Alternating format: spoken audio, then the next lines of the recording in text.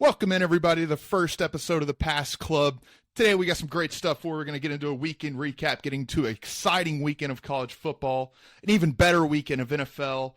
We're going to do some 2-minute timeouts, some punchline jokes. Then we're going to get into the weekend look ahead, talking Dogs, Vols, USF Miami, and much, much more. Stay tuned. Let's do it. Welcome to the Pass Club.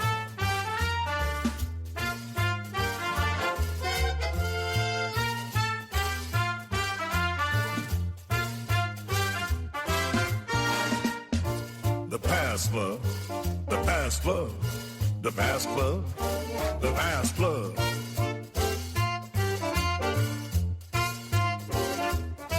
The Pass Club, the Pass Club. All right. It's here. Finally, we're back. It's been a long hiatus. If you're new here and you don't know, this is like our fourth podcast together. Hey, fourth time's a charm, boys. Fourth time is the absolute charm. How are you guys doing? I feel like it's been a weird, long time since we've been in this format. I'm excited to get back into it and chat with you guys about some great sport takes. You know, I mean, a lot of stuff has changed, and yet some things remain the same. Since our last podcast, Tennessee still has not beaten Georgia, so just going to. We're already getting it. We're already getting into that. Okay, brother. Why don't you introduce yourself first? Hey, there's no need for introductions. I'm the man with a plan. I am Michael Leonard Jr., the guy that wishes he was going up to Neyland to watch the ass kicking that is going to be taking place this weekend. All right, next guy. Really quick with it on the scene. I'm going to do the same thing our buddy Michael Leonard Jr. just did and just say something off the rails about sports. But they don't warn you about how long of a wait it is for football season when your baseball team sucks.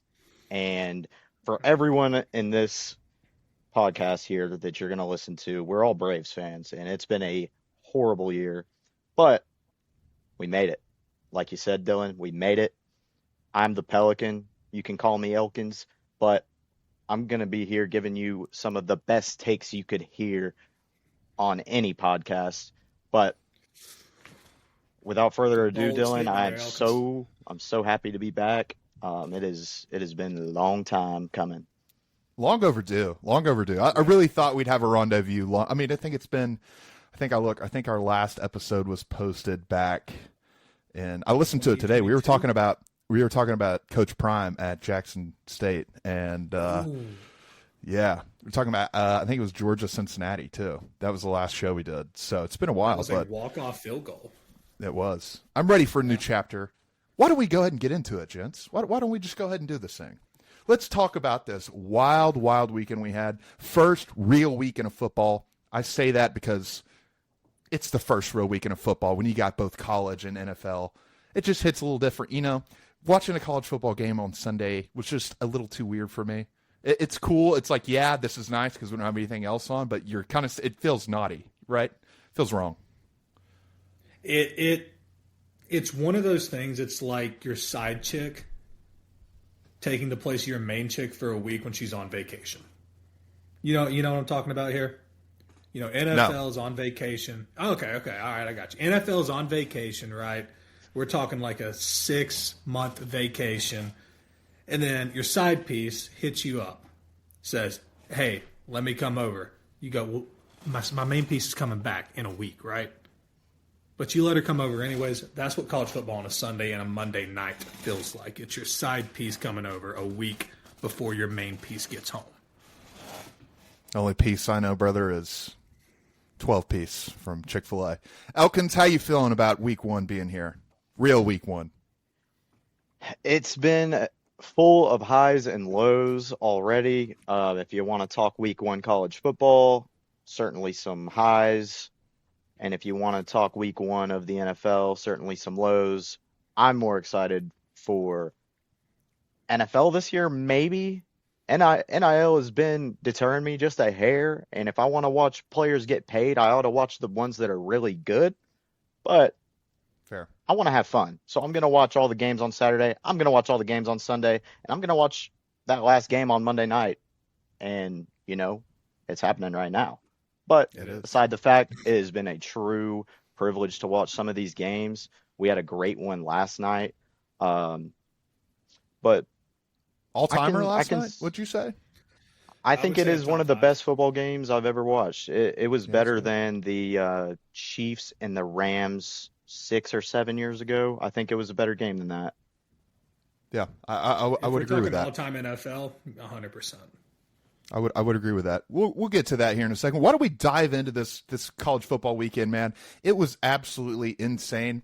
One of the most memorable ones I think I've had in a while. Not on my own personal team. We played a nobody. But I mean, let's just start off with USF, man. You got to give it up. Alex Golish completely coming in and turning that program around. And I told you guys, this is, as a Tennessee fan, I am well aware this is the reason our 2022 offense was as good as it was. You could tell a clear difference after he left to take the head coaching job at South Florida. This guy knows how to work with what he's got. He knows how to scheme people open.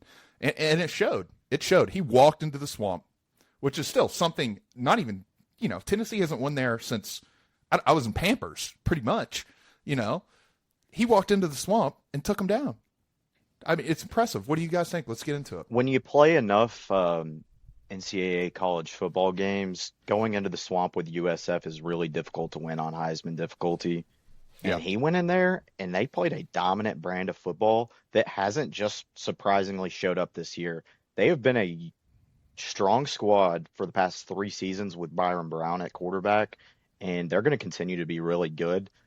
I think they have a mulligan next week against Miami. That's a game they can lose, and they can still have a clear shot to the playoff. Oh, I mean, 100%. If you look at the conference that they're in, let's just be honest here, it's not the most up and down, strength and frightening conference. So if they play even a Doesn't 20-point send game, shivers down your spine, Mel. oh hell no, I am not scared of anybody in that damn conference. But even okay, let's put it like this: if they keep it to a 20-point game against Miami this weekend, and they run the table in conference play, you are looking at they don't do the automatic 5 seed anymore, but you are looking at your group of 5 bid in US. Yeah, they'll be the 12th. They'll be the 12th. Easily. Yeah. And I don't think So- that's a bold statement either. I mean, No, that's not a, outlandish take at all. And honestly, we've seen a lot of college football. This is kind of feels like it's setting up for, I hate to say this because I like USF. I like Alex Golish. Doesn't it kind of feel like it's setting up for them to kind of get blown out maybe? 2 big wins back to back. And people are like, I'm on Twitter and people are like, game day should have went to USF Miami. What I mean, think the I bigger get the tragedy, sentiment, but well, I was going to say, I think the bigger tragedy is this game being played on the CW channel. The CW. Yeah, that's ludicrous. That is the biggest tragedy of the weekend. do you know how people in England will just jail people for coughing now? We should jail people for putting a ranked matchup on the CW. That they were playing Arrow in the Flash last week, and now we have a great college football. That's insane to me. What are we doing? But I mean, hats off to CW. Hats off to CW. And quite frankly, the ACC kind of has it figured out because if I'm not mistaken, I think the CW is their SEC Network Plus, their streaming game. Am I wrong about that? Every SEC team has to play on the ESPN Plus app. I think that's kind of their. So at least it's on national TV. I'll give them that.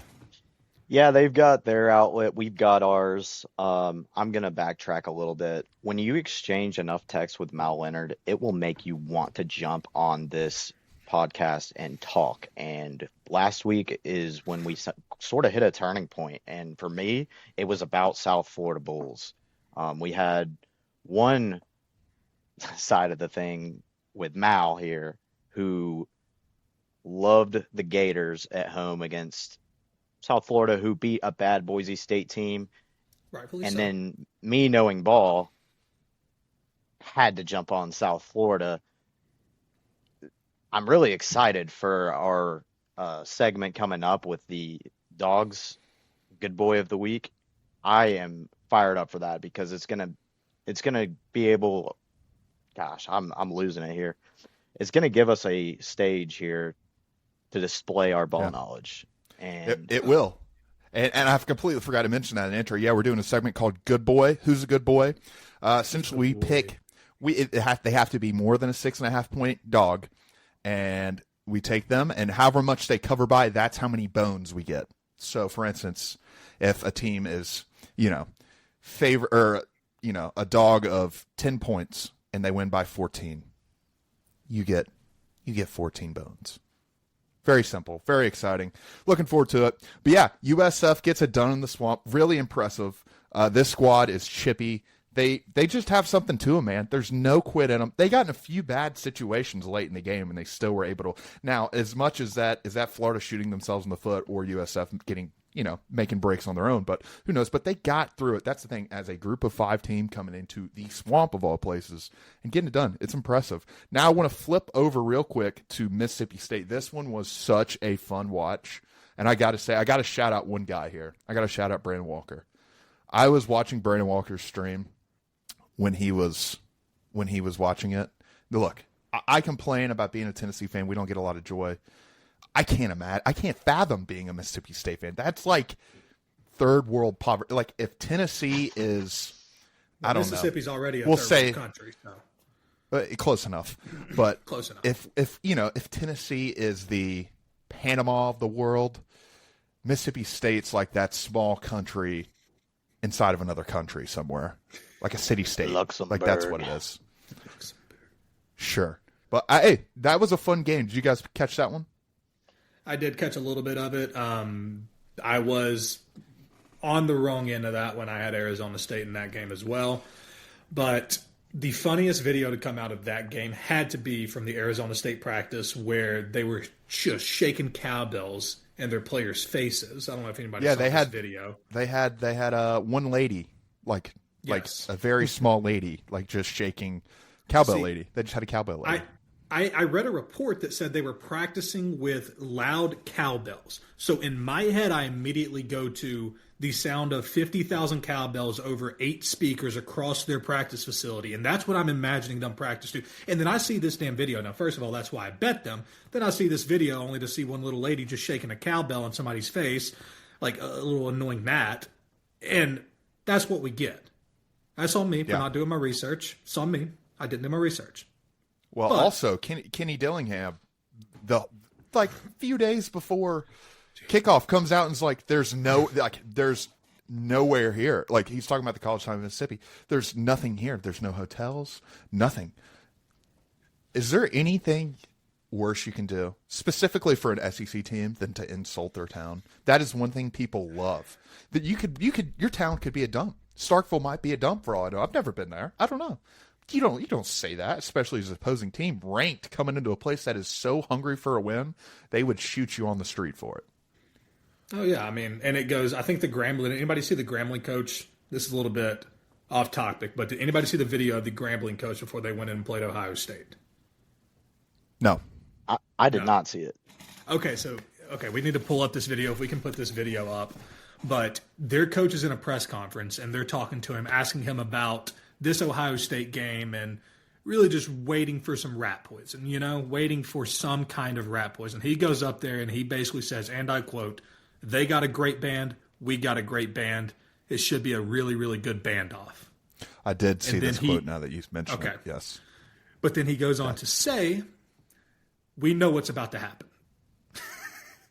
Yeah, So, I mean, we at love that a head level, coach with self-awareness.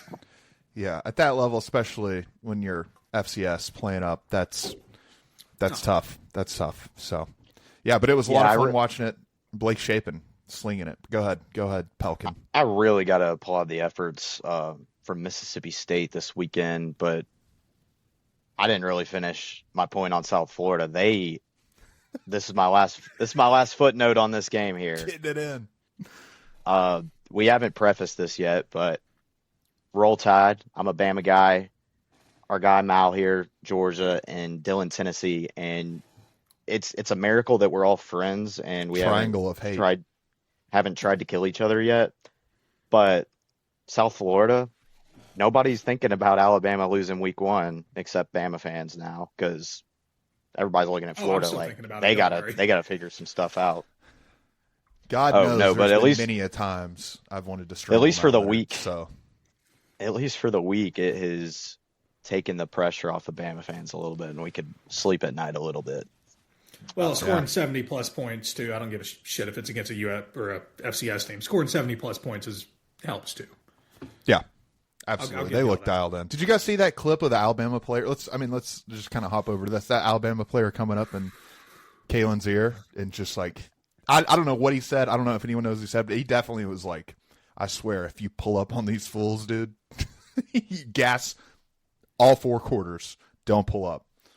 Tim Keenan is a really special player on our team, and he's always brought that energy. But he must have said something along the lines of disrespect will be assessed appropriately.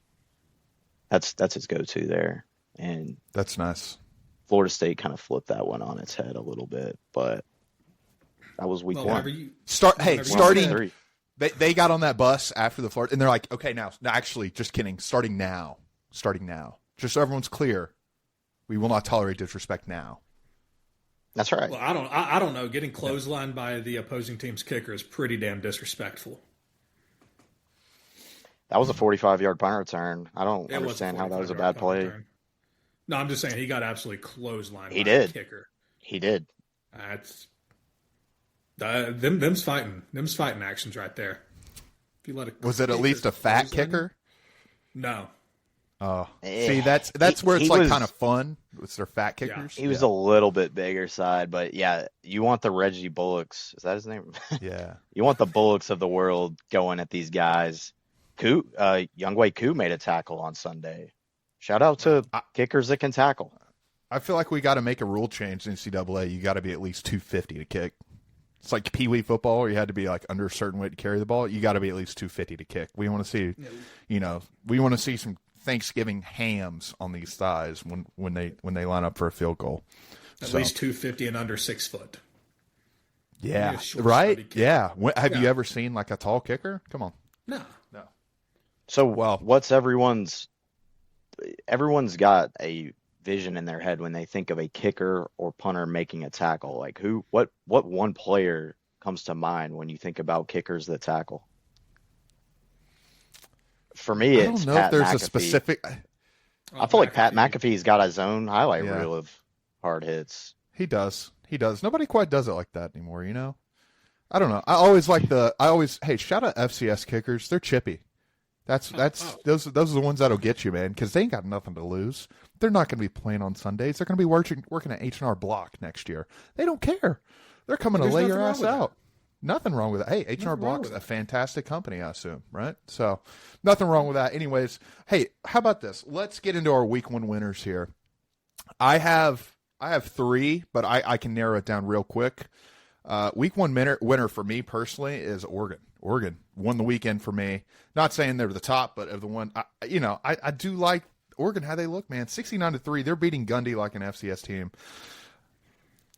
It's very impressive. Dante Moore looks great. I don't know what else to say. It's just impressive stuff. So that's my week 1 winner. Feel free to. Who was your winner this week? And this might seem a little biased, but the rationale behind it is 100% there. And my week 1 winner is Kirby Smart. Going in, the game that they played against Austin Peay, the way they won that game, just an abysmal performance, right? Now the entire nation, it feels like, is doubting Kirby Smart and doubting the Georgia Bulldogs. Dylan's shaking his head right now. But as everybody knows, whenever the world is against Georgia, Georgia typically delivers. Now, I'm not saying this is a bias. When you go into Sanford, I don't even know what Stanford, who cares? When you go into that stadium, did they force a pill down your throat for mind control? Seriously, fifth team in the nation, picked to win the SEC. Everybody's doubting us. We were picked to finish 9th in the SEC, brother. Let that sink in. Open the door and let it in. Because I don't know what's in the water. I don't know what is Kirby pissing in the fluoride? I don't know. Because you guys pull this, we're doubted crap like every week, and I'm so sick of it. Everyone's so sick of it at this point. Get on Twitter. Everyone hates it. I don't care, because all I'm seeing on Twitter is this is Tennessee's win. Tennessee's only lost 1 game since 2022 in Neyland Stadium. Well, guess what? That 1 game was to Georgia. 2023. It was Georgia. 2023. Yeah, that was definitely a mean post by somebody. Hey. But all I'm seeing is doubt upon doubt upon doubt. And it's even coming from the Georgia fans at this point, too. Which, I mean, we've been through this millions of times. It's a cycle. Doubting, but it's a cycle. Mike Bobo sucks. Gunnar Stockton sucks. We all suck. We don't suck. I'll see you in Neyland on Saturday. Week 1 winner, Kirby Smart. Thank you. All right, Pelican, let's hear it. I think I agree with you, Dylan. There's a lot of winners from week 1. I could easily agree with your pick. I think there's some obvious ones with Florida State. I think Miami had a fabulous week, but I'm going to go with LSU. I think LSU has got so much momentum. I'm not going to let this La Tech in-state game deter me from how great LSU has looked. I mean, they won by 16. It's tough to beat these in-state opponents. I don't care if it's UAB coming to Tuscaloosa, if it's Georgia State going to Georgia. That school is going to play the face of the state, and they're going to go put on their best performance. So that's what you got with the La Tech LSU game. But going into the fake Death Valley and winning, it's a great result for LSU, and they've earned that rank. I believe it's number 3 right now. They've got a lot of upside going into this season. And if there's at this point in the season, I think LSU will be the SEC champ. I tend to lean to agree to that. Fair. All right, so week 1 winners in college. We have Oregon, Kirby Smart, and LSU Tigers. Let's flip the script here. Let's get into actual week 1 of the NFL. I know we just said week 1 for college is incorrect. Actual week 1 for NFL. Let's get into it. I'm going to be completely honest here. It was great. It was great to sit on the couch and take these games in. Not a ton of great games, but there are a lot of surprises. I will say that. A lot of surprises.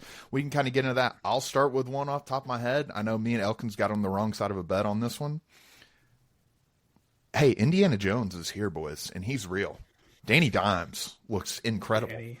And I was talking about this with one of my coworkers today. I don't know if it was much as him looking great or, just the Dolphins being absolutely a dumpster fire right now. Daniel Jones has been the quarterback for a playoff team in the New York Giants in the past. So make no mistake, he can play some great football.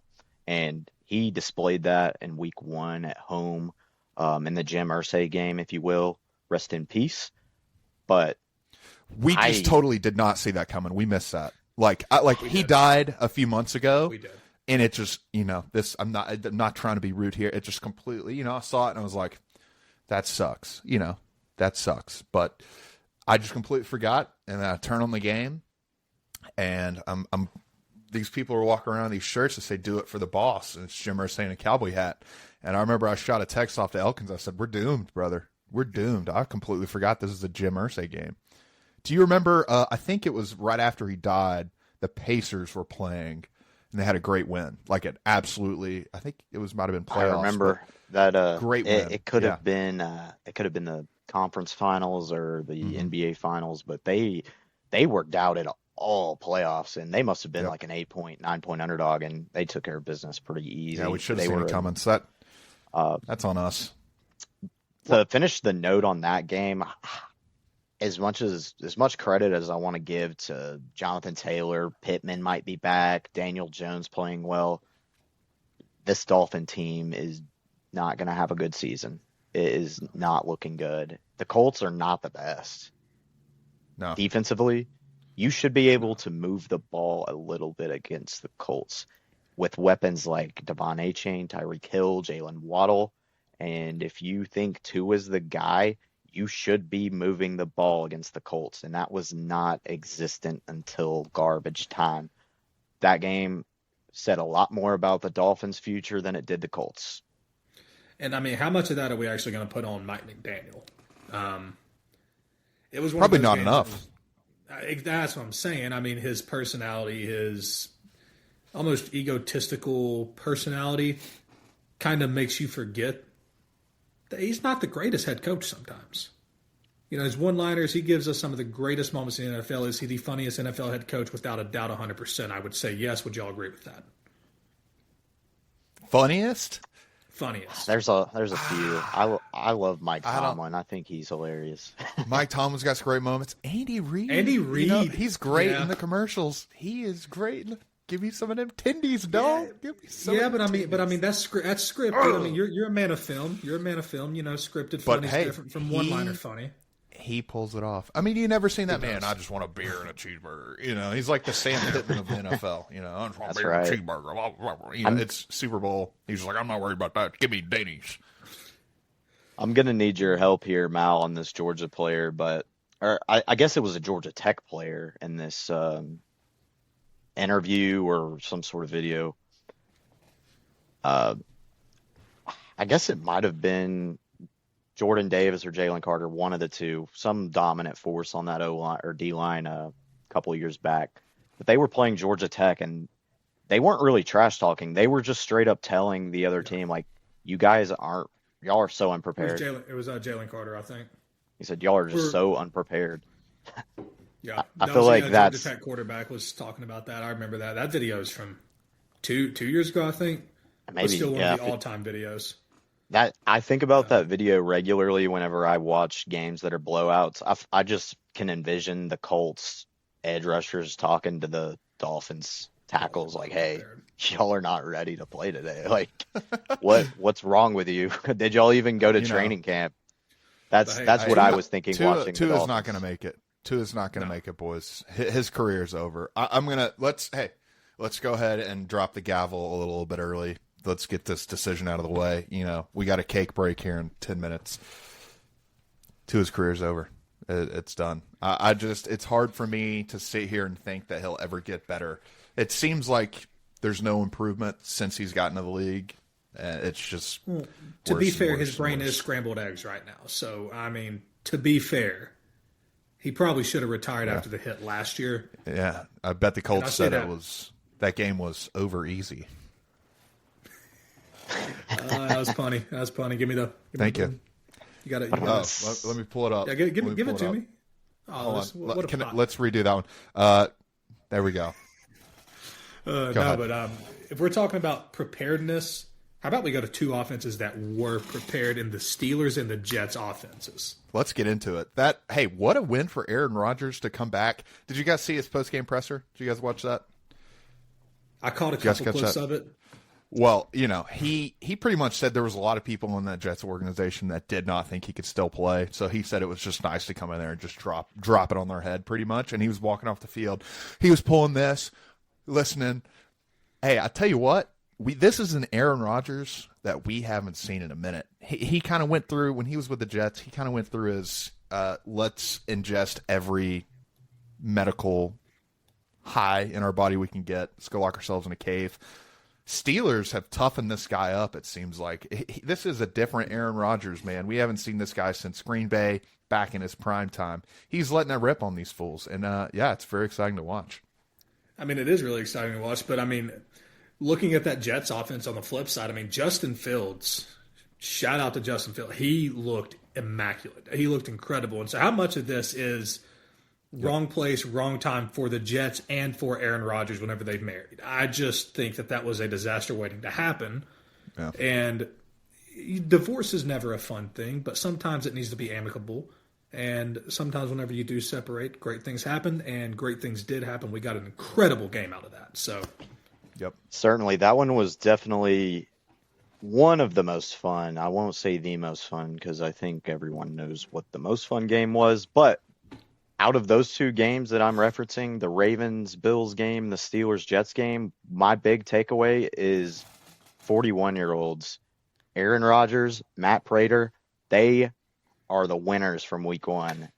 They look fabulous. Kicking the ball, walk off. It's not easy to do it at that age. I'm a little over half of their age. They've been playing football longer than I've been able to do long division. Yeah, that's where you went. Long division. I was the first thing that came to my head. Like, maybe multiplication, take a step or anything.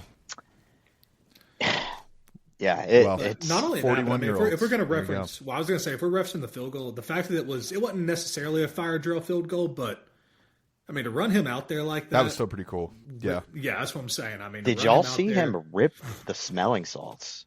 Yeah. I did. It was impressive. I thought that was brilliant because, what I'm thinking is you go out on the field, you rip a smelling salt, I think your nerves immediately go away. So I think that's why he did that. I think that's really smart. There's a reason why he's still kicking today. We should. We should rip smelling salts. Dylan, you going to game day? No, I never go to game day when it's at Knoxville. That's too big of a crowd for me. You need to go to game day, and you need to get the Pat McAfee kick. Yeah, I don't know if I'd have any right before. Well, I think a precursor is you have to be there like the day before, and you have to be a student. So neither of those for me. But I just want to kind of, me and Elkins is a Broncos fan. I am a Titans fan. Real quick, I just have I have two quick things I want to point out from that game.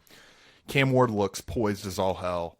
When you're a rookie quarterback in your first start and you're yelling at your offense and like getting them into gear, getting them lined up, telling them what they're doing wrong, absolutely commanding. I've never seen a rookie ever command an offense like this. It's very impressive. He made all the throws he needed to do. He just had no time. But that's my first point. My second point is, what the hell happened to Bo Nix?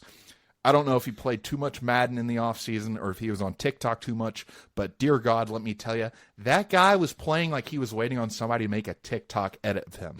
With that, where it zooms in and the beats, that kind of crap. He was trying to throw it off his back foot. He was trying to do all this crap. Elkins, you've seen way more games of Bo Nix than I have. Am I right on this, or am I even close, or am I what? It seemed like there was a point late in last season where we were hitting our stride.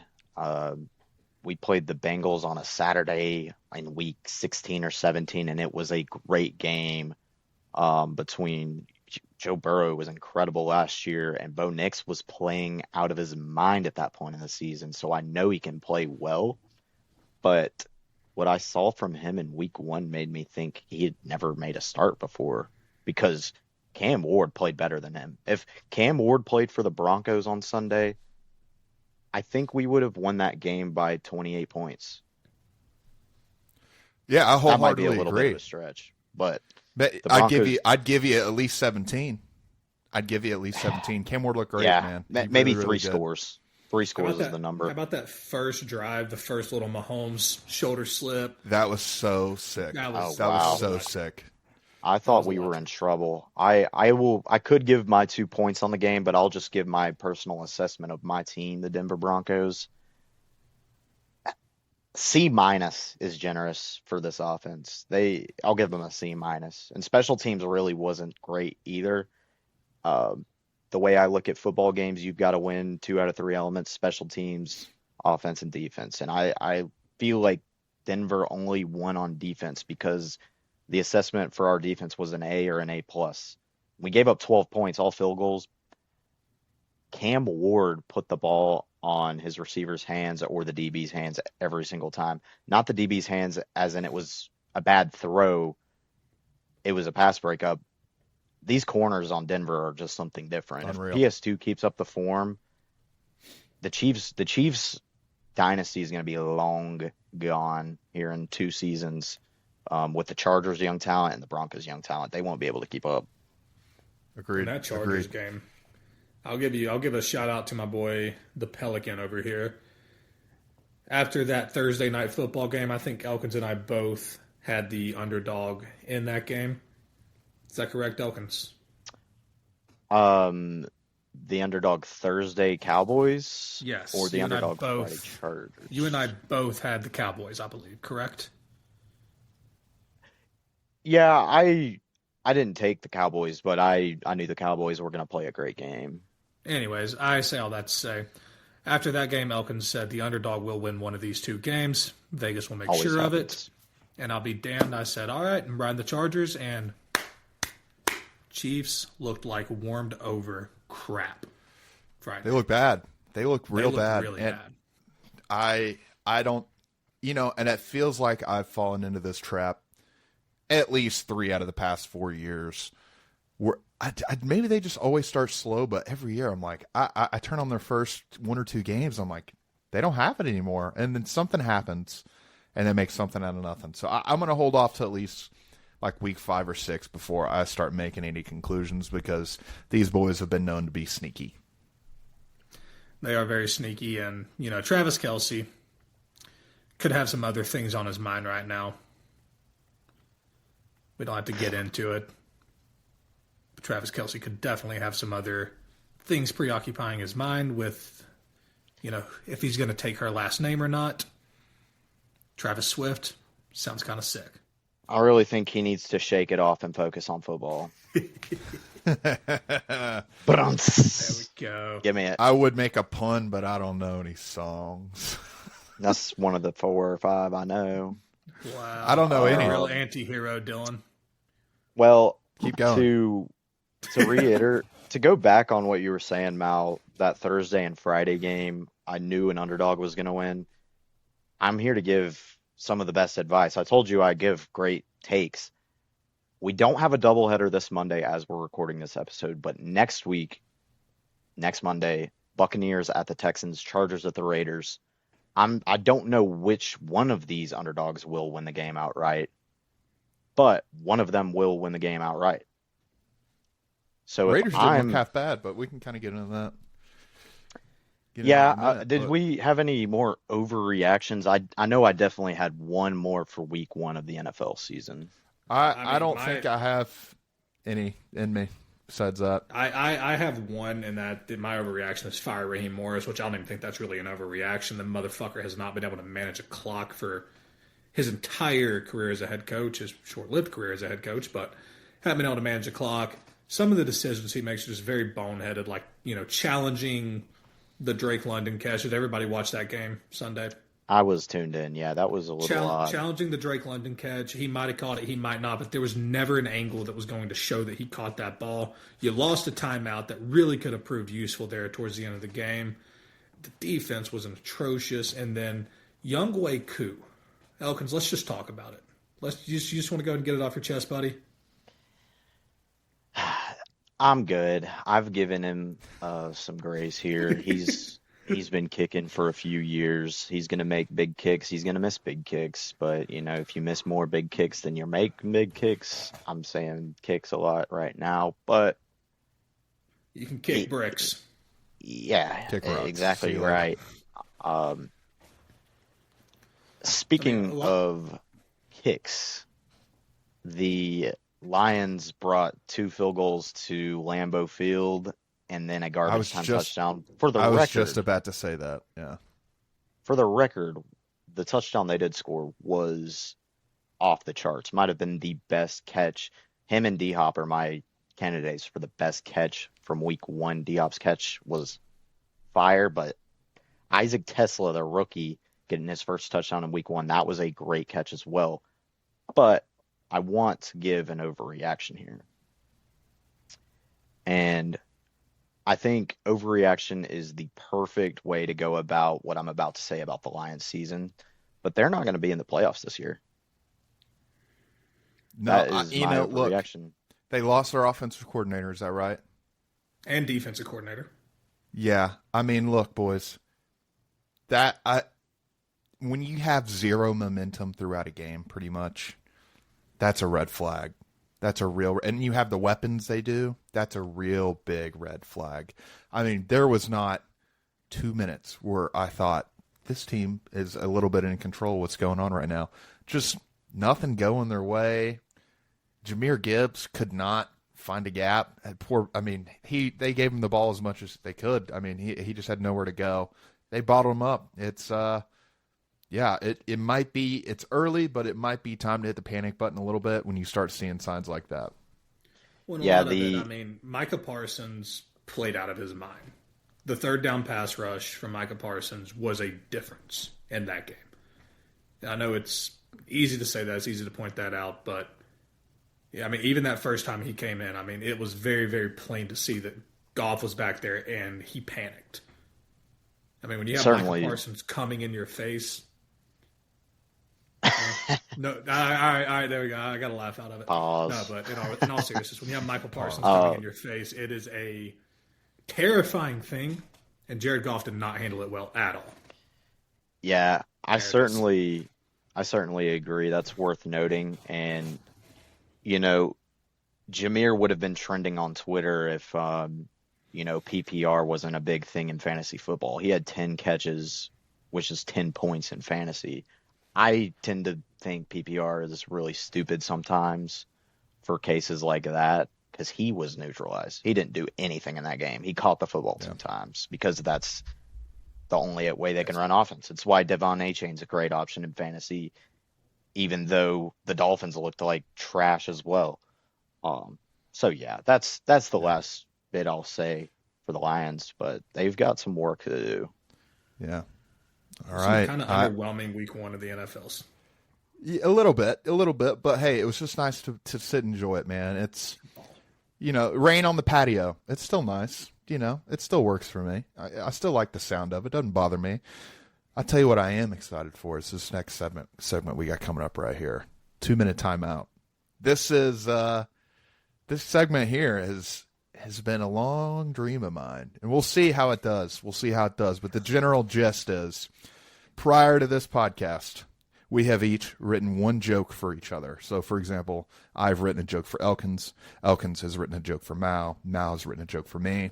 The person they are giving it to has not seen it, and we'll have to read it live. We'll see how it goes. Sports related, I would assume. That's the gist. But yeah, so first up, Mao, you're going to read yours. So Elkins, please go ahead and send Mao words, the text. buddy. I'm excited to see this one. Delivered. Delivered. Well, guys, I just want to go ahead and start this off. Florida was flagged with a personal foul after one of their players spit on someone during their 18-16 loss to South Florida. The only person who thought that this was justified, Jalen Carter. And the only reason it was justified is because nobody died. Napier said he disciplined the player just as soon as he figures out what discipline is. Oh, Jesus Christ. Okay. A little bit to unpack that. A little bit to unpack. Elkins, what do you have to say? What do you have to say? Elkins, why don't you give us your perspective when you wrote that? What was your perspective? So I was thinking I'm in awe of how great South Florida is, and Florida had no answer but to just spit on their guys. And, the only other instance, which ironically it also happened in week one of the NFL season on Thursday Night Football, on the second play of the game, for the record, was an Eagles player, Jalen Carter, spitting on the highest paid player in the NFL, Dak. So that's where we wanted to go with that.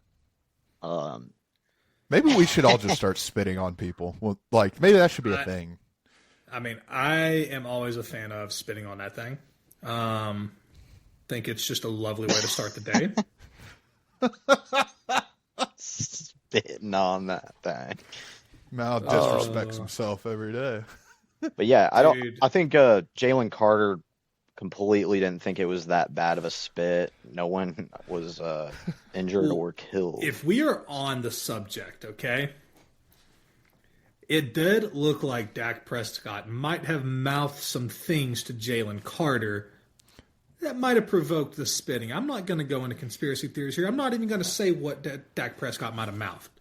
But if you've seen some of the videos I've seen, could be a justified. Dak just told him, that's how I spit on that thing. And then spit. Yeah, it could be a justified. Jalen was like, "Nah, this is how you spit on that thing." And then he showed him, because that was a fat spit from Jalen Carter. That was a you could see it on the camera. That was deep in his throat. People in section 225, they saw that thing clear as day. That was a fat ass loogie. There was some phlegm in that. It was flagrant.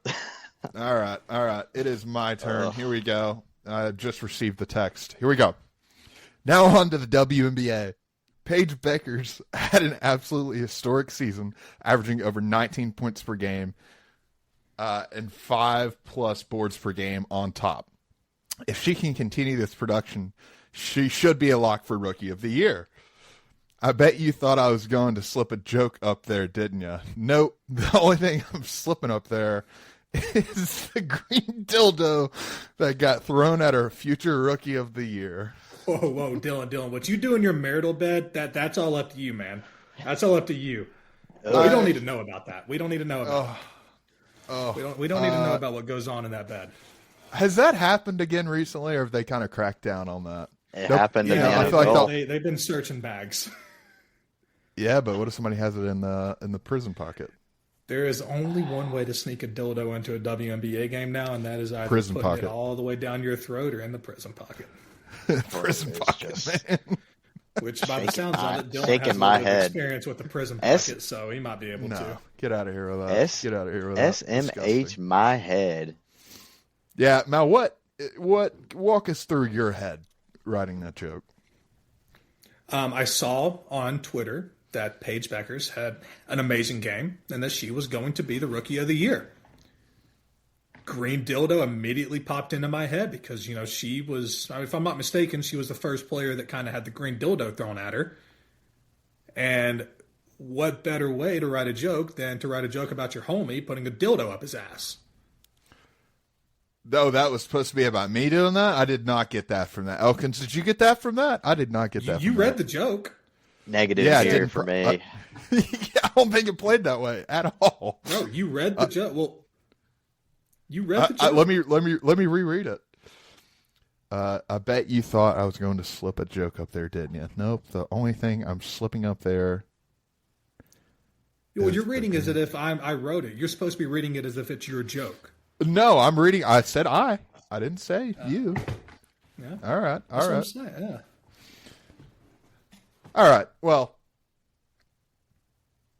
Okay. I don't know what else to say about that joke, but okay. I don't either. All right. I don't know how else you move on from that, but Elkins, you're up, brother. Are you ready?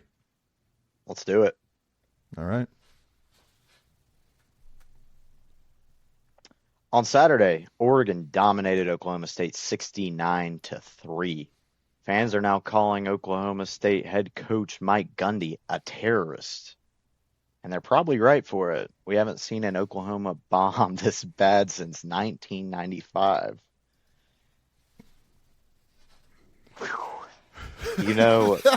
Tough crowd. I actually am so glad you made a Mike Gundy joke. I had a few in my draft of how I wanted to go at Mike Gundy.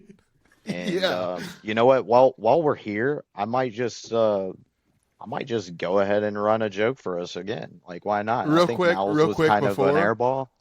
I'm just glad. I'm just glad that you understand. I was so worried no one was going to get the reference. I was like, because I just sat on Google and I just Googled because I saw the Oregon Oklahoma State score and I was like, okay.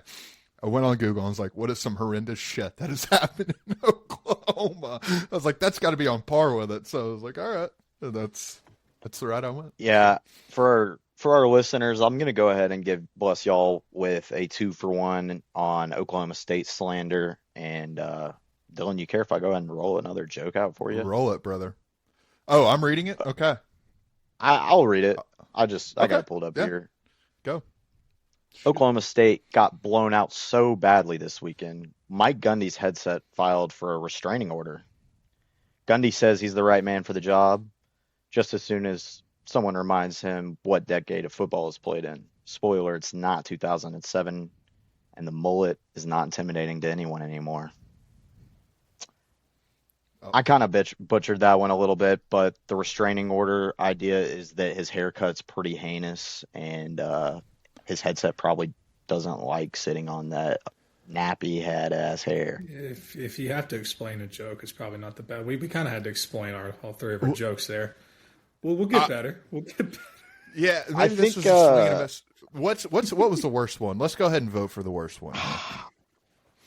I think the Okay, I'm going to be honest. Kind of the bonus one was The bonus one. the Was not bonus very one. good. The bonus one was not great, Elkins. I love you. Okay, so I didn't. I didn't edit it at all. He just opened up Notes app. And It was the draft. It was the draft. Yeah. And the thought process behind mine was that Dylan was going to be reading it in an enthusiastic way, as if it was his own joke that he had written. That's kind of there. I think there were some misconstrued lines here. Okay. Hey, we can all get better. This is week 1. We can. This is week 1. But yeah, that was kind of the thought process behind mine, where Dylan was kind of reading that as, you know, a joke that he wrote. With some you know, like Yeah. some of that. Like when I read your joke for the first time, Mal, when you ran it by me, I completely read it a different way. So I don't know. The whole that kind of flipped premise, back on you real quick. Yeah, well, I mean, the whole premise was supposed to be Dylan reading it as he is the one shoving the dildo up his own, you know, behind. Oh my god! That is kind of the that's kind of the way the joke was. Yeah, it didn't really work out that way for me. But sorry, you know, I mean, who doesn't love a last play? You know. Yeah. All right. Well, that went terribly. Yeah, that was holy airball, boys. Holy airball. That was so bad. Wow. I think. Okay. I don't know. Maybe we don't. Maybe we just need to read our own jokes from here on. Yeah, I don't know. We'll circle back. Okay. We'll circle back to that. Maybe we'll circle come back around to that one. Really didn't. That didn't really pan out as well as I'd hoped it did. So yeah, if you made it this far, I'm so sorry.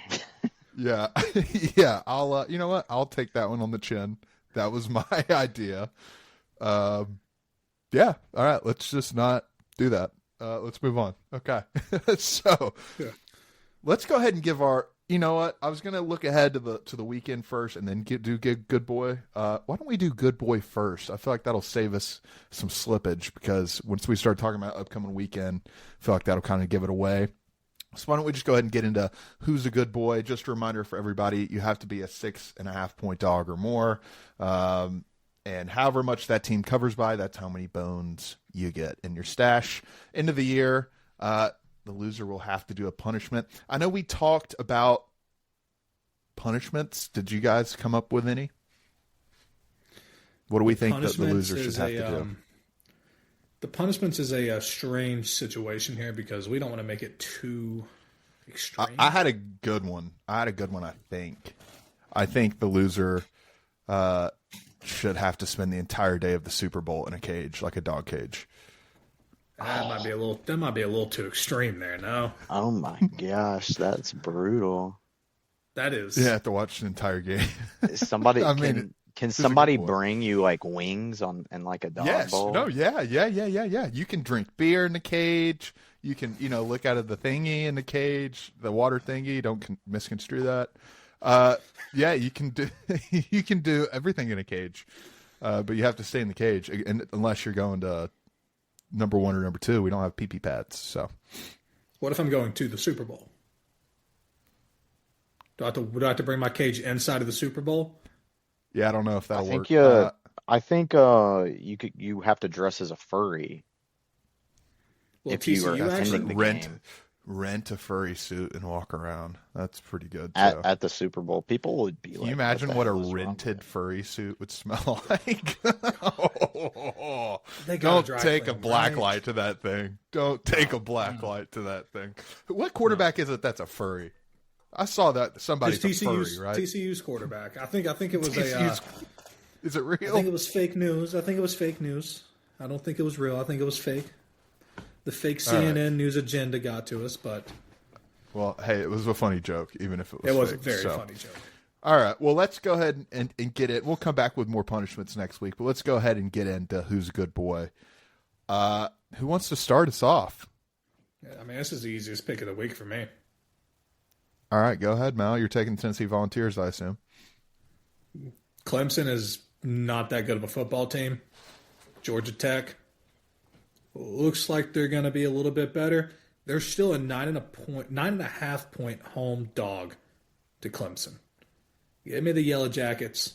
Give me the 9.5. Probably won't need it. Georgia Tech's probably going to win that game outright. All right. So Georgia Tech. Do we want to sort of digest that, Dylan? I think Clemson is not as good as everyone thought they would be, obviously. I don't know. Gut reaction to that pick is this is a Clemson get-right game. I could see that. And the 9.5, the 9.5 still just feels high to me. It feels trappy, but it still feels too high. I love the price of 9.5. I think that's where I was looking at that game when I was reviewing the slate, and I think Georgia Tech certainly has what it takes to play a great game. But I do agree with Dylan. They just played at home against Troy, and they were trailing at halftime. There were some conversations in the locker room at halftime that you didn't want to be a part of, and that's going to translate to the week of practice they're putting in to prepare for this tough ACC road game. So there's definitely some elements that could favor the Tigers, but Haynes King is a tough guy, and I love watching him play football. I still personally think that Dylan got in Dabo's head. Personally, I think Dabo sees Dylan every single night when he lays down. And whenever Dylan looked at him and said, yes, you. I didn't know what Dylan were referencing here. Whenever you Oh my God, I forgot. I completely forgot that we met Dabo Sweeney. I was like, what is this cat talking about right now? When you looked at Coach Sweeney dead in the eyes and said, drunkenly looked Coach Sweeney in the eyes and said, hey, Coach, go Tigers, while you were wearing a Tennessee hat. That was actually some voodoo I put on him. That's what you guys don't remember. Why don't we go ahead and let's go ahead and tell the listeners what we're talking about. So, I am freshly married. I am. We had my bachelor trip, and we were at this bar. Should I say the location or keep it top secret? Keep the location. We'll keep it secret. But we were at this bar. Very non-conspicuously. You would not think anything of it. And we're walking out, and as we're walking out, there's a table right beside the door. And Mal and Elkins are in front of me, and they're walking out. And I see this guy out of the corner of my eye, and I'm the last one to leave. And I just kind of do a double take, and I look at it. It's Dabo Sweeney. I think he's there with his family. I wasn't looking at his family, but it was Dabo Sweeney. So I panicked. I was a little drunk, and I panicked, and so I just gave him a "Go Tigers," not in the Ed Orgeron voice, but just a straight up vanilla plain Jane "Go Tigers," and he was just kind of like, "Oh, thank you, appreciate it," like he doesn't get it 20 billion times a day. Yes. Maybe I put some voodoo on them, Mal. Maybe it was, they're the wrong color orange. Maybe that's what it is, and I had the right color orange on. So maybe it was sarcastically. Yeah, go Tigers, Hey, so that's the story behind it. Maybe I did put some voodoo on him. Maybe he does dream of me. He's like that one guy in that bar that night. Keeps me up. He sees you every single night he falls asleep. He just has visions. Got to be seeing me a lot more, Dabo. Yeah. Yeah. All right. Is it a threat if you enter someone's dreams? I don't know. Like, is it illegal to enter someone's dreams? Like, like Elkins, if you're sleeping tonight and I'm just like, real tired. For some reason, my head went right to the movie Inception, where they like hijack this guy's dream and plant thoughts in his head to give away a business and type shit. Wild. All right, so Clemson, Georgia Tech against Clemson. That's what was the point spread on that, Mal? 9.5. Okay. All right. Okay. All right. That's 9.5 points. I like that. All right, Elkins, do you want to go first or next, or you want me to take it? I can go ahead and give you my lead here for this coming Saturday. Go ahead. This game will kick off at 5:00 Eastern time in Reno, Nevada. where a game between the Middle Tennessee State Blue Raiders will be playing the Nevada Wolfpack, and Middle Tennessee State is a 9.5-point underdog, and you can get in for plus 270 on the money line. I'm taking Middle Tennessee State here due to the lack of quarterback play that Nevada has. For probably you two, and for most of the people that will hear me say this, Nevada's quarterback is named Chuba Purdy. And that last name probably sounds familiar for a lot of people. That sounds like a bad fantasy team name right now. It is.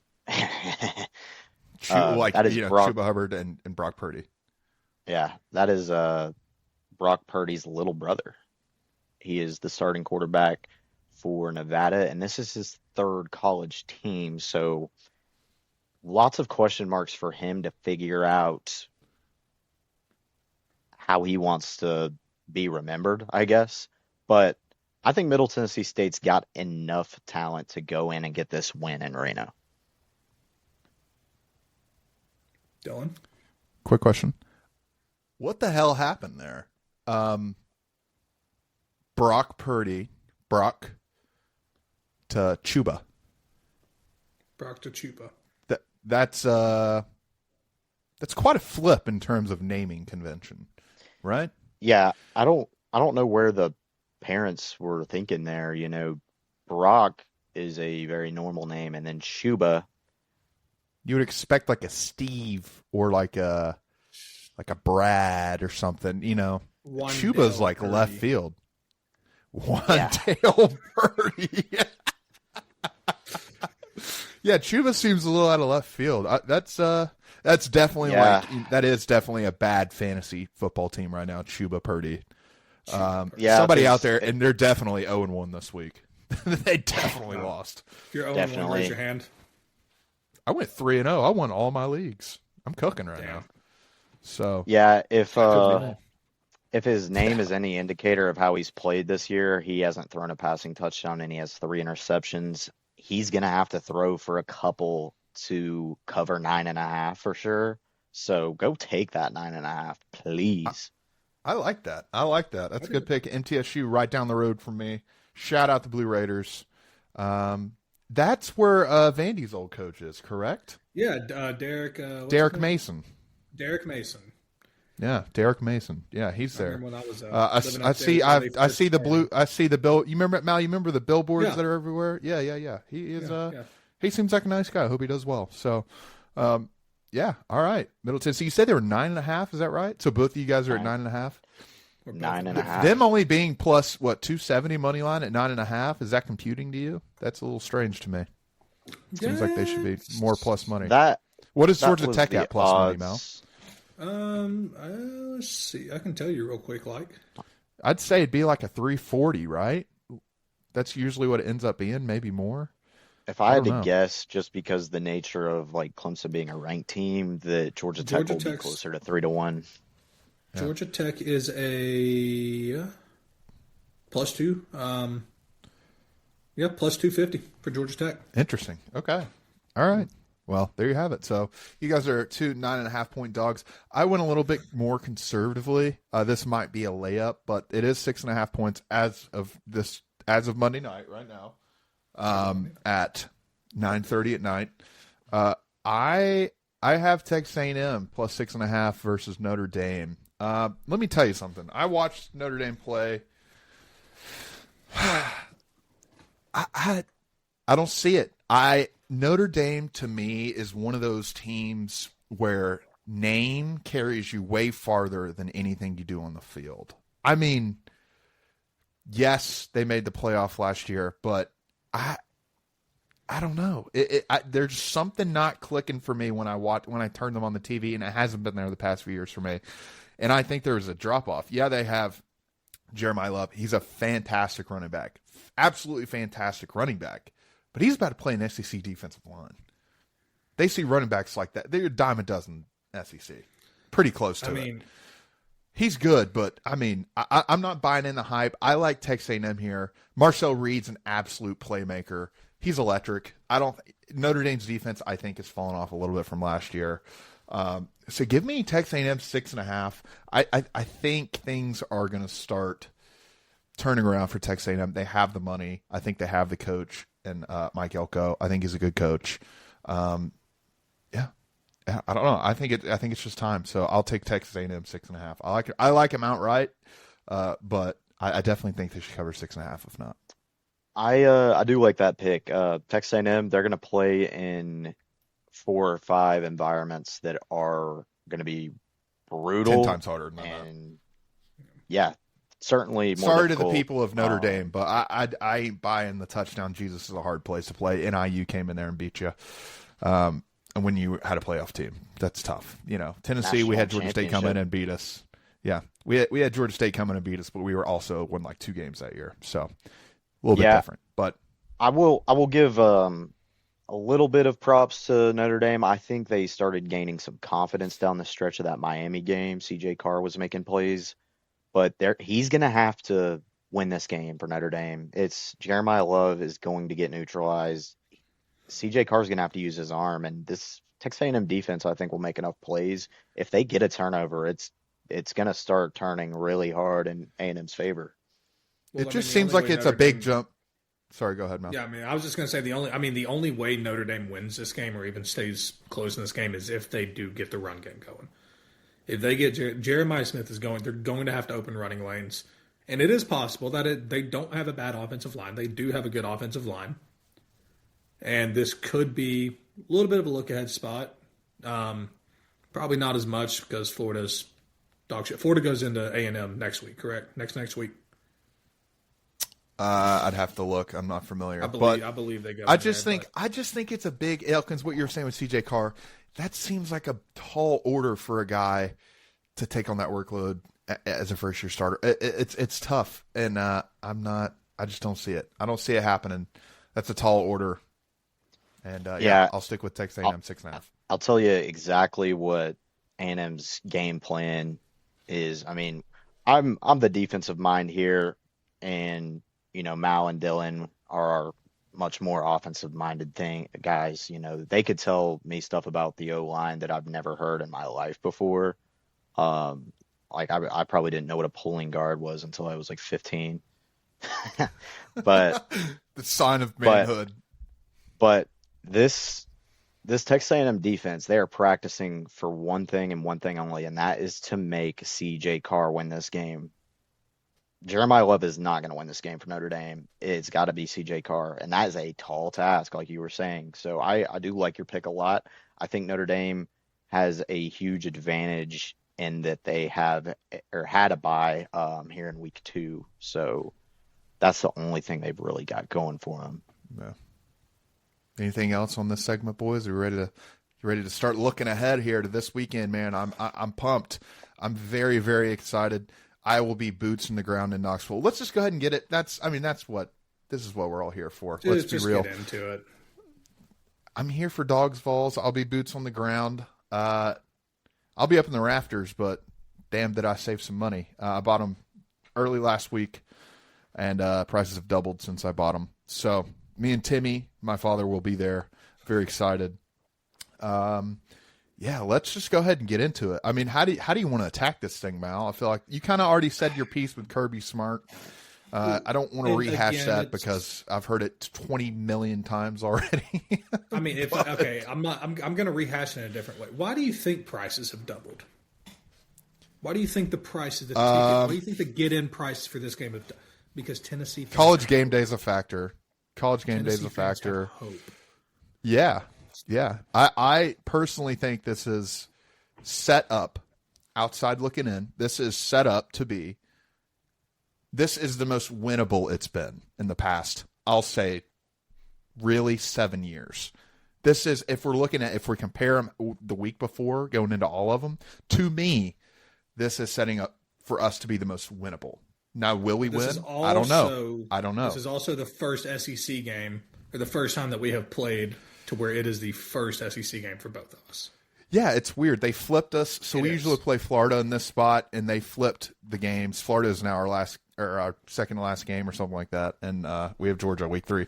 I How do you feel about it, really, Mal? Like, how do you feel about the offense at Georgia, and what are you expecting to see out there Saturday? I mean, realistically, every single year with Georgia, we go through the same thing. We go through Carson Beck sucks. We're not doing anything on offense. We're just throwing screen passes. The wide receiver screen is an extension of the run game. Yada yada yada. Throw the ball, push the ball downfield. We hear it every single year. Mm-hmm. But magically, whenever Georgia needs to push the ball downfield, and we saw this last year in the SEC Championship with Gunnar Stockton, we saw this against Notre Dame with Gunnar Stockton, even though that game did not go the way we needed it to. And we saw it with Carson Beck quite a bit as well. When Georgia needs to push the ball downfield, they can push the ball downfield. Georgia fans, for whatever reason, they don't buy the Kirby talk. Now, the Kirby talk is Kirby talk, but it's also slightly true. When Georgia is playing these teams that are just far and away completely outmatched, the only thing they can do is just give cushion and pray. And so when that is the case, Gunnar is taught to check the ball to the receiver. Because if we've got guys that can get out in space, we've got Colby Young, we've got Zachariah Branch, we've got these receivers in space that can make guys miss. If you're going to give them space, yes, you've got to throw the screen. That's how you do it. On the flip side of that, our offensive line has looked like dog shit. There's no easy way to say it. Offensive line is not good at all. There's a few interesting matchups here that you're talking about and pointing out, and I tend to agree with you on them. I think there's two really big ones in my eyes. The first one being Georgia's wideouts versus Tennessee's corners. It kind of broke today that neither of Tennessee's starting corners will be playing in this game. Ricky Gibson's out. Jermon McCoy is still recovering from ACL injury he had in January. That's interesting. Now, the freshmen did play well. They graded well on PFF, but this is a whole new ball game. That is a big matchup that'll determine things. And, Gunnar getting it to him downfield, really, because I would, with Zachariah Branch and the talent you have at wideout, I would assume he's going to get open. I mean, it's going to be a Zachariah Branch and Colby Young. It's going to be those two guys that are going to have to truly get open. Yeah. And then on the other side of the coin that you mentioned, Georgia's offensive line against Tennessee, where I think Tennessee's, strongest point is right now on defense is D-line. They rotate 15, 20 guys throughout the game. They're deep. We had some injuries. Jackson Moyes coming off an injury, didn't play last week. If we can get these guys healthy and back in there, I look at our D-line and I see a lot of talent. We had a guy, Tyree West, who played a lot of snaps last year, and he got leapfrogged. He was a big part of our defense last year and got leapfrogged by a young guy. The talent on the D-line is for real, and I'm excited to see how it plays out. I really don't know. I hope Tennessee wins. My hope, as we've played you guys every year, real hope has diminished. This year, it's about the same. I'm just kind of at the point where it's like, you got to show me before I buy in. But like I said, I think this outside looking in is set up to be the most winnable game for Tennessee in the past 7 years. But will it happen? And then, you can't get out-coached second half. That's really it.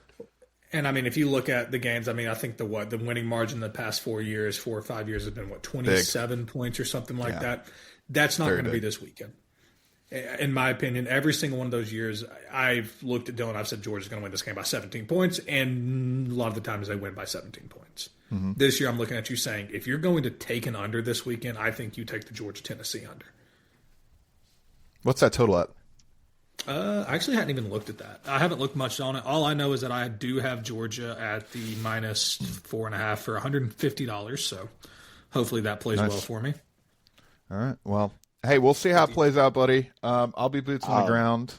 I'll be, beer in hand. I'm certainly excited for this game. 50.5 is the total. Yeah, that sounds about right. I'm really excited for it. My mind immediately goes to, this is going to be great film for Bama to look at when we're getting ready for Georgia and Tennessee later this year, because this is an early must-win game. You can lose 2 now and still potentially have a bye in the playoff. But, you don't want to lose one early. And ironically, Bama lost week 1, whatever. We can't afford to lose number 2. So this is going to be a game that we watch critically. certainly with playing Georgia later this month. But I think it'll be interesting to see the matchup at receiver and DB for Tennessee trying to hold down these talented receivers Georgia has. So, Yeah. fun game. Last note I'll say about it is if you're making your first away game start anywhere, you would not want it to be in Neyland Stadium. No. It's going to be brutal. It's going to be brutal. And that's the thing. It's Gunner has experience in Mercedes-Benz and the Superdome. 50% Different type of his of noise. games have been started. Exactly. 50% of his games have been started in neutral sites. So he's going into a jungle this weekend. Yeah. We'll see how it turns out. I'd be lying if I said I wasn't a little scared. Yeah. Well, hey,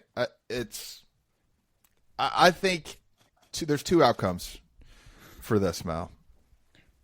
Outcome one is Tennessee gets up and stays up. Outcome two is Tennessee gets up and loses it. I think we'll come out fast. I think we'll put our cards on the table early. But it's that same story. It's been like this for, it seems like, a decade now. Kirby makes the best adjustments you've ever seen in your entire life at halftime, and nothing happens second half. Nothing. The only...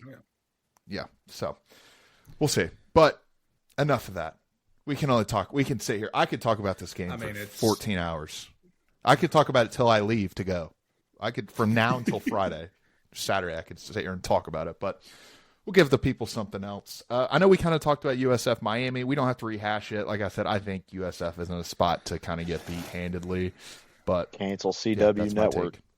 Cancel CW. Yeah, we kind of already got into this.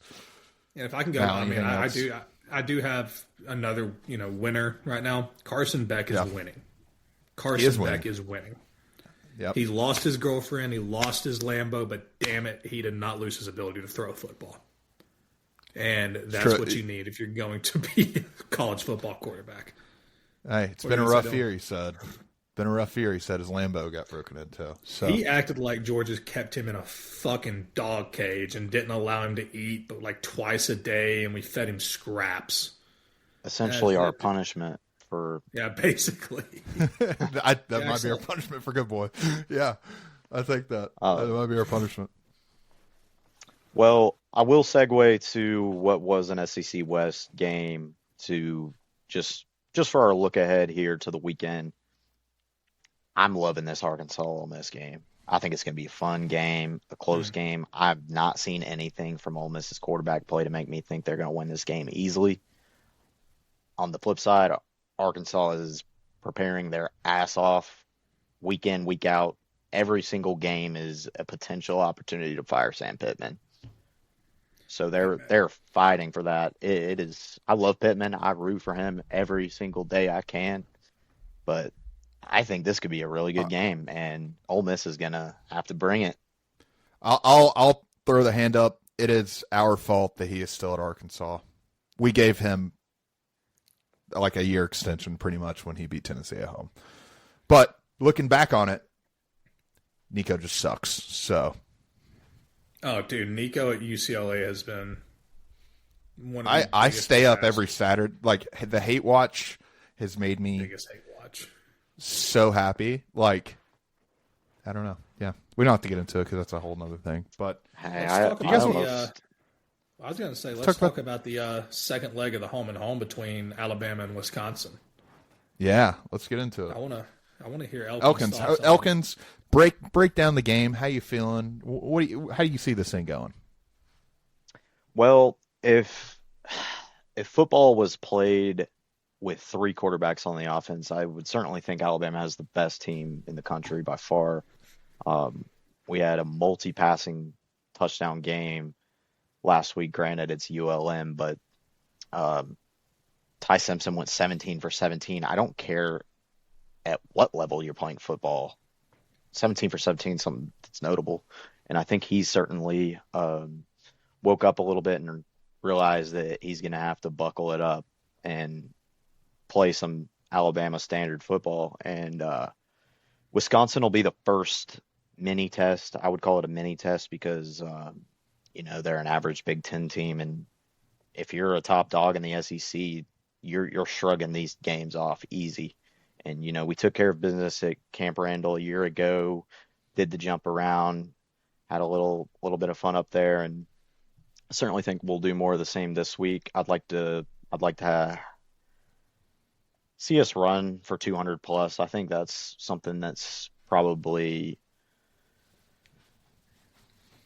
pushing it, but I want to see us run for 200 plus yards on Saturday. Just grind nose football.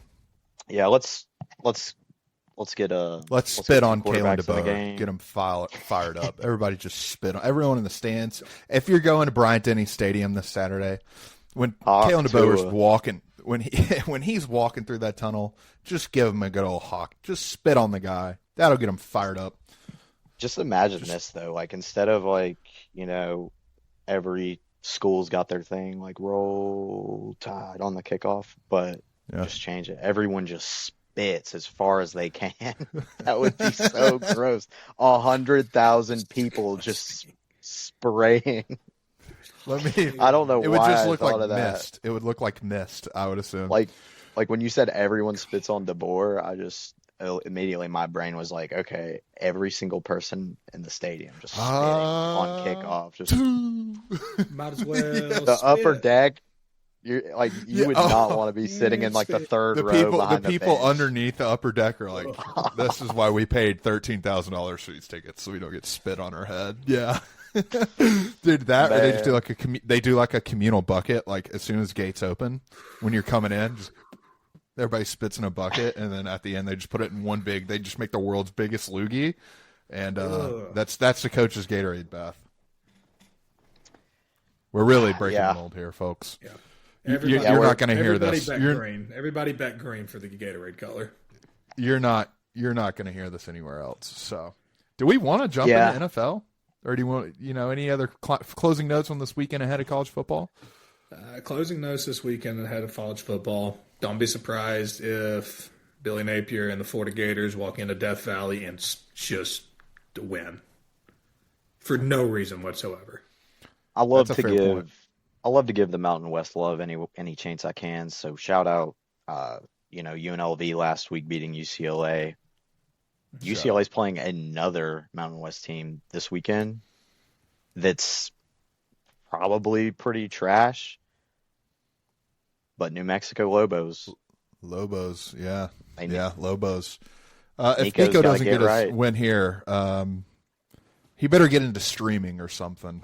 Like, he better start hooking up with Speed or Sketch. Yeah, I think his career's already kind of in the dump. I think him and DJU could probably start up a business with the NIL money that was wasted on them.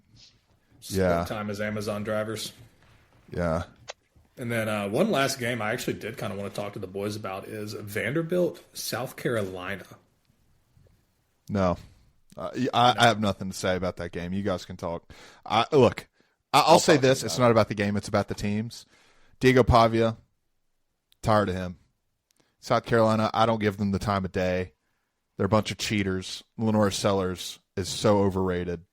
That's my 2 cents. I'll mute my mic. You guys have fun. Somebody's still salty about South Carolina beating Tennessee a few years ago, but they cheated. Connor Stallions came out and said that he gave them the signs. They cheated. So it don't matter. When the cards are stacked against you, that's whenever that's when you still gotta win. No, but yeah. I think this is just an interesting game. Both teams. Pavia, is the train still rolling? We're gonna find out. South Carolina, if they are a legit team in the SEC, this should be a game that they win pretty easily. So I think we're going to learn a lot about both teams this Saturday and the kind of threat level of both teams. Yeah, when you're betting on college football, you're either a bettor that just looks at prices or you look at teams. And I think it's important to look at both. Vandy being plus 4.5 has me thinking they're going to win this game. They obviously had some sort of conversation at Virginia Tech this weekend, and they, if you don't know, they won that second half 34-0. So some conversations were had where they are playing some good ball, and South Carolina hasn't had that wow factor yet. If Lenoris is to win the Heisman, he's going to have to win this game, and he's certainly going to have some Heisman moments later down the season. But this one's got all the makings to be a really fun matchup. It's a night game at Williams-Brice, so yeah, I'm with you, Mal. I think that's a very notable game, a great nightcap for a lot of people. Let's just hope Diego Pavia's brothers don't get arrested. Get kicked out of the game again. So that was stand up, guy, stand up, family. Kiss my ass. Okay, let's go ahead and switch it over to the NFL here. There's really two big games. I went through the slate. Not a lot of 0-1 versus 0-1. A lot of there's two games I circled. First one being Broncos Colts. I think that's shaping up. That'd be a pretty good game. Second one's Chiefs Eagles. So I'll let the Broncos, resident house, Mr. Pelican, take it away. Yeah, my mind immediately went to what did the Broncos do good week one, and that's play defense. So what did the Colts do well in week one? And they played good defense as well. So I like the under in that game from a betting side of things. From a raw fan emotion side of things, I am a little bit nervous for this game. I just don't see the Colts being able to put up numbers on us. They might be able to run the ball well down the stretch in the fourth quarter. I think Jonathan Taylor is one of those guys that you want on your team in the fourth quarter to be able to establish the run and make big plays. So Colts certainly have a good spot in that game. But, Bo Nix is going to have to start making some good throws, and he had probably one or two against the Titans, but yeah, I think your free money of the week in the NFL is going to come from that Bears-Lions game, though. Taking the Bears? No, taking the Lions actually on a get-right game. Depending on what happens here, we are 17-12 with 9 minutes left in this game. If the Bears go on to win this game and they win it by a couple touchdowns, you could see a world where the Bears are favored walking into Ford Field. Could see a spot where they're favored. I think it's too early for that. If it was like two more weeks of no production from the Lions, then I could say that. But I think it's too early. People are very stubborn in their preseason thoughts. I think we've seen it with the AP poll. We've seen it with college football bets. We've seen it with all that jazz. I right now, if I had to give a line off the top of my head, I'd say might Lions 2.5. I was about to say Lions 2.5 to 3. Yeah. So and even 2.5 in that spot feels good. I feel like this is a game that the Lions could come in and kind of dominate from the start because the talent's there. We all know the talent's there for the Detroit Lions. Yeah, absolutely. Yeah, agreed. And my overreaction, the reason I think the Lions don't make the playoffs is because of how good the Bears are going to be this year. I think the Bears have a lot of good pieces on that team. But I don't want to rant on that game. We've got a few more to touch on. We got a Super Bowl rematch next week. We do. And, brother, let me go ahead and say this. Yes, my wife is an Eagles fan. But let me tell you something right here. Let me tell you what's about to go down in this game. I've seen the script. I don't know, Mal, I told you, I've been reading NFL scripts lately. I'm finding them, and They're I'm out reading there. them. They're out there. They're on the internet. If you just search a little hard, folks. Just got to go through Yahoo, not Google. But let me tell you how this game's going to go, and I'm fairly confident in this. You look at the game last week between the Eagles and the Cowboys. You look at that game, and there was really one thing that stood out to me. Saquon didn't play bad, but he didn't have a Saquon moment. This man, Saquon Barkley, when the lights are the absolute brightest, when things are set up to be a big moment, that is when he shines. So you can go ahead and take this to the bank because this is going to happen. He's going to break one long run for a touchdown early, and it's going to kill their spirits. And then you're just going to get hit again. And the Chiefs are not – they don't have enough weapons to keep up. They not the moment, especially if Xavier Worthy is not playing. I'm assuming he's not. They don't have enough weapons. It's going to get a hand early. Eagles will hit the brakes. Look for a Eagles 12-plus point win.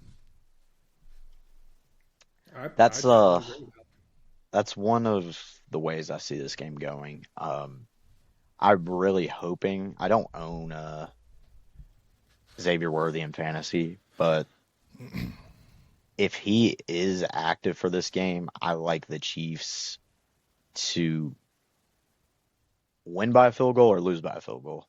That's it right there. And I do think this will be a very high-scoring game. The DBs of the Eagles are a mess right now. So that's a spot where they're going to be having to play. They're going to have to play well, certainly to win by 2 scores. But Xavier Worthy being inactive would be a huge benefit for those DBs. I agree.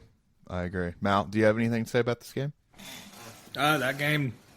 Damn, we got to put some WD-40 on that chair, brother.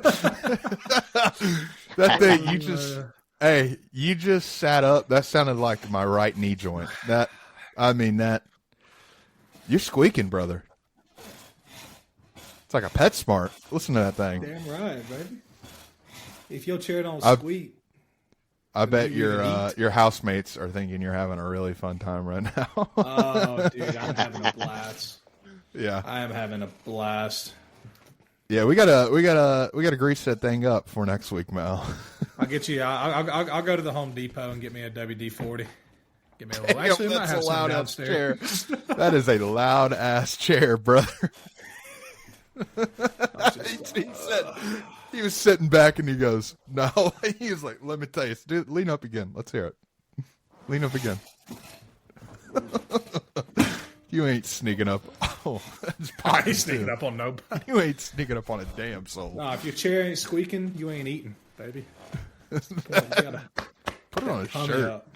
Put it on a shirt. I swear he's just been unbuttoning one button every segment we do. Every segment.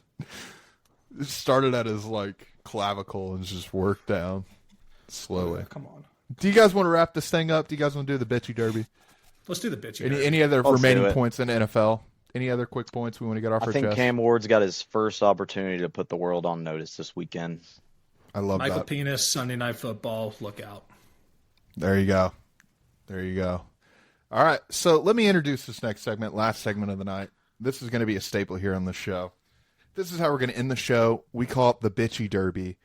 We're going to do a virtual horse race between our 3 horses. And whatever one of those horses wins, the person has a minute to have the floor, last closing thoughts, and that's how we'll end the episode. So I have it set up here. Let me get the stopwatch set up for a minute. But let me just go ahead and share this so you guys can see. Share the screen. All right. Let me know if you guys can see this. Can you guys see this? Oh, we can see it.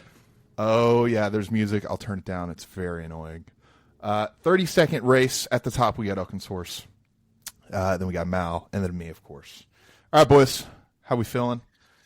Any last words before you might have another last word? 2? All right. Here we go, boys. Broncos are going to do it for us here. There we go. Come on. I like this. Come on.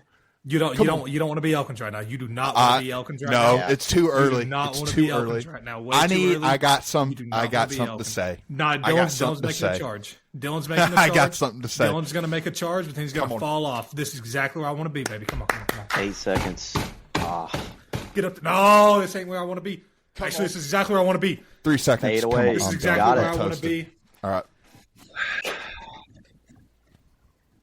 I'm toast. Let's get a little serious here, boys.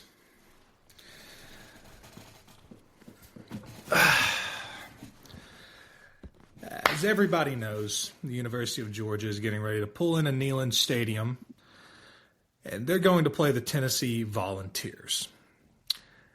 I have seen a lot of hope come out of this Tennessee Volunteer Twitterverse, the X, the Everything app verse, and they actually have hope this year. There's a lot of hope, a lot of hope fiending from that Tennessee Volunteer fan base.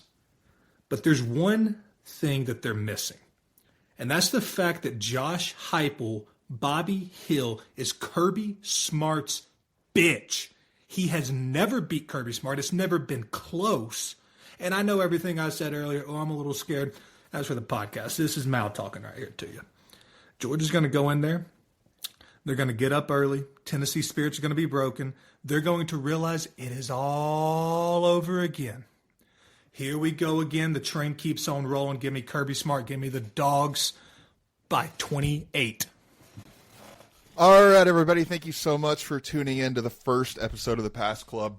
We appreciate it so, so much. Go ahead. Go to our socials. We're at Pass Club Pod on everything. Subscribe, like, share it with somebody. And thank you so much for listening. We will see you next week.